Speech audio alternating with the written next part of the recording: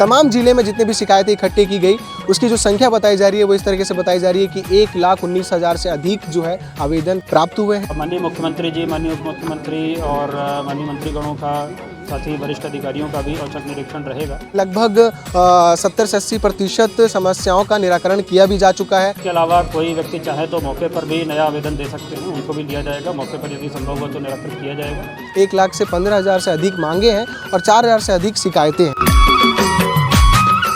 छत्तीसगढ़ की मौजूदा सरकार ने शासकीय कार्यों में पारदर्शिता आ सके और साथ ही तमाम योजनाओं और कार्यक्रमों में जो तमाम चीज़ें होती है, जो तमाम वादे किए जाते हैं उसका क्रियान्वयन हो सके, इसे देखते हुए और जनता को समय पे उनके समस्या का समाधान मिल सके, उन्हें जो तकलीफ़ें हैं वो ख़त्म हो सके, उसे देखते हुए छत्तीसगढ़ की वर्तमान सरकार, छत्तीसगढ़ के मुख्यमंत्री विष्णुदेव साय ने एक योजना शुरू की, जिस योजना का नाम है सुशासन तिहार 2025। इस तिहार के माध्यम से तमाम दुर्ग जिले के जितने भी ग्रामीण इलाके हैं, शहरी इलाके हैं, वहाँ पर रह रहे लोगों को जो भी समस्या है वो सीधा सरकार तक पहुँचा सके। उसके लिए तिहार के माध्यम से तमाम जितने भी दुर्ग जिले में जिला पंचायत है, तहसील है, उन तमाम जगहों में शिविर लगाया गया, जिसमें सुशासन तिहार के माध्यम से तमाम जो लोग हैं वो एक आवेदन पत्र के रूप में एक पेटी में अपनी शिकायतें दे रहे थे और जमा किया जा रहा था। और सुशासन तिहार जो है वो 3 चरण में पूर्ण होने हैं।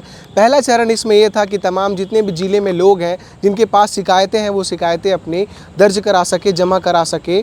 8 अप्रैल से 11 अप्रैल तक तमाम आवेदन लिए गए और ये आवेदन लेने का माध्यम ऑफलाइन भी था, ऑनलाइन भी पोर्टल खोला गया था जिसमें आप ऑनलाइन भी समस्या अपना दर्ज करा सकते थे। जिसके बाद ये बताया जा रहा है कि 8 अप्रैल से लेकर 11 अप्रैल तक तमाम जितनी भी जगहों में, तमाम ज़िले में जितने भी शिकायतें इकट्ठी की गई उसकी जो संख्या बताई जा रही है वो इस तरीके से बताई जा रही है कि 1,19,000 से अधिक जो है आवेदन प्राप्त हुए हैं, जिसमें से 1 लाख से 15,000 से अधिक मांगे हैं और 4,000 से अधिक शिकायतें हैं। शिकायतों को प्राप्त करने के बाद पहला चरण जब समाप्त हुआ उसके बाद दूसरे चरण में तमाम जो शिकायतें हैं उन्हें देखा गया, जांच किया गया और उन्हें छांटा गया कि कौन से जो आवेदन पत्र हैं वो सही हैं, जिनका निराकरण किया जा सकता है। छांटने के बाद जो तीसरा चरण है वो अब ये चरण रहेगा कि 5 मई से लेकर 30 मई तक तमाम जो समस्या है उन समस्याओं का समाधान किया जाएगा और उसे लेकर समाधान शिविर लगाए जाएंगे। अलग अलग नगरीय निकायों में भी और ग्रामीण इलाकों में भी समाधान शिविर लगाया जाएगा। और ऐसा बताया जा रहा है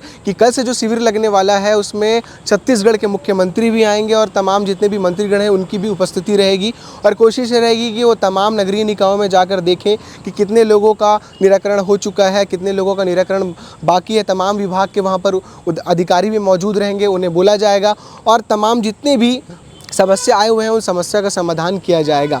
जिसे लेकर आज दुर्ग कलेक्ट्रेट में प्रेस वार्ता रखी गई थी जिसमें ये बातचीत की गई कि जो तीसरा चरण है 5 मई से 30 मई तक जो समाधान शिविर लगाया जाएगा उसकी तैयारी किस तरह से हो रही है और अब तक कितने जो आवेदन थे वो जमा हुए थे और किन किन बातों का ध्यान रखा जाएगा, किन किन समस्याओं का निराकरण किया जाएगा। ऐसा बताया जा रहा है कि लगभग 70 से 80% समस्याओं का निराकरण किया भी जा चुका है और तमाम जो बाकी जो समस्याएँ बच गई हैं उनका निराकरण 5 मई से 30 मई तक के बीच में किया जाएगा। सुशासन तिहार को लेकर क्या कुछ तैयारी है और किन किन बातों का ध्यान रखा जाएगा, इन तमाम सारी चीज़ों का दुर्ग के कलेक्टर अभिजीत सिंह ने क्या कुछ जवाब दिया है, इस बाइट के माध्यम से सुनिए। टोटल 1,19,650 आवेदन हमारे पास प्राप्त हुए हैं दुर्ग जिले में। इसमें से लगभग 90% का निराकरण अभी तक हो चुका है और जो शेष बचे हैं उनका आगामी 2 से 3 दिवस में निराकरण होगा। इसमें आवेदन मुख्य रूप से जो आए हैं वो प्रधानमंत्री आवास योजना, वो ग्रामीण क्षेत्र में ज़्यादा संख्या में है, शहरी क्षेत्र में भी कुछ आवेदन प्राप्त हुए हैं। इसके अलावा प्रधानमंत्री उज्ज्वला योजना के तहत गैस सिलेंडर के लिए आवेदन प्राप्त हुए हैं, राशन कार्डों में नाम जोड़ने काटने के लिए प्राप्त हुए हैं, महतारी वंदन योजना से संबंधित आवेदन प्राप्त हुए हैं, भूमिहीन कृषक कल्याण योजना उसके लिए आवेदन प्राप्त हुए। इस प्रकार से ये 5-6 मुख्य योजनाएं हैं जिनमें ज़्यादा संख्या में आवेदन। शहरी क्षेत्र में भी कार्य चल रहा है, प्राथमिकता के साथ उसको पूरा कराया जाएगा। कहाँ पर आवास जो बन रहे हैं उनमें कुछ निर्माण कार्यों से संबंधित जो ठेकेदारों के इशू थे उनको सॉर्ट आउट किया जा रहा है। उनको चेतावनी दी जा रही है कि जल्द से जल्द उन कार्यों को पूर्ण कराएं। यदि कहीं पर लापरवाही होगी तो उनका ठेका निरस्त करके ब्लैकलिस्टिंग की जाएगी। अलग अलग विभागों से संबंधित है, ज़मीन अतिक्रमण से संबंधित भी है, सीमांकन या बंटवारे लंबित रहने की शिकायतें हैं, साथ में कुछ योजनाओं का लाभ जो है जो खाते में डीबीटी जाता है वो नहीं पहुंचा उनके खाते में, इस प्रकार की शिकायतें रही हैं। कई बार आधार इनेबल्ड अकाउंट में वो कोई दूसरा अकाउंट उसमें एक्टिव हो जाता है, उसमें राशि चली जाती है और हितग्राही को नहीं पता चल पाता। तो इस प्रकार के अलग अलग विषयों से संबंधित शिकायतें उन सभी का निराकरण। देखिए, शिकायतें और ये सब चीज़ें सतत जनरेट होती रहती हैं, निराकरण भी सतत रूप से चलता रहता है। ये कहना कि जनदर्शन में निराकरण नहीं होता, ऐसा कहना सही नहीं होगा। निराकरण की कार्रवाई लगातार कर रहे हैं। जो भी नए आवेदन जो भी आते जाएंगे उनका गुणवत्तापूर्ण और समयबद्ध तरीके से निराकरण किया जाएगा। तीसरे चरण में 5 से 31 मई तक ज़िले में शिविरों का आयोजन किया जाएगा। ग्रामीण क्षेत्रों में भी शिविर होंगे, शहरी क्षेत्रों में भी शिविर होंगे।